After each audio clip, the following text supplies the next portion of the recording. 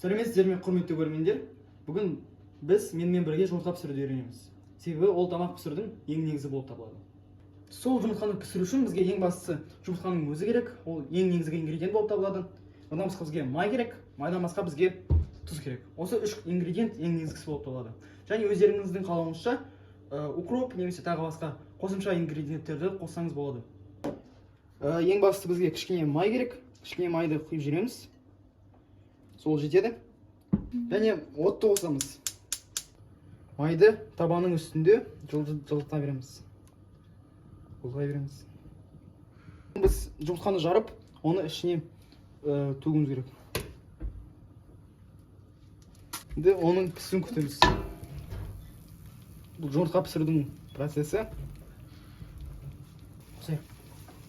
Және оның дәміне байланысты кішкене тұз қосамыз. Енді тұзды көбірек саламын. Жұмыртқамыз піскен соң оны шығарып қою керек. Мен әдейі тарелканы дайындалған.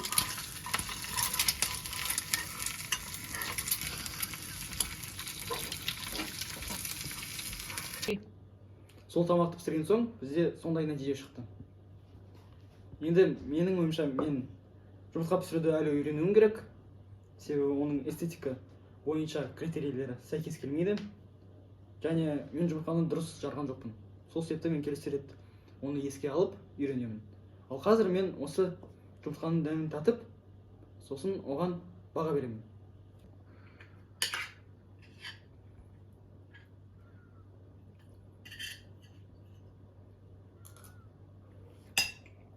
Дәмі бойынша ол кәдімгі жұмыртқаға ұқсайды.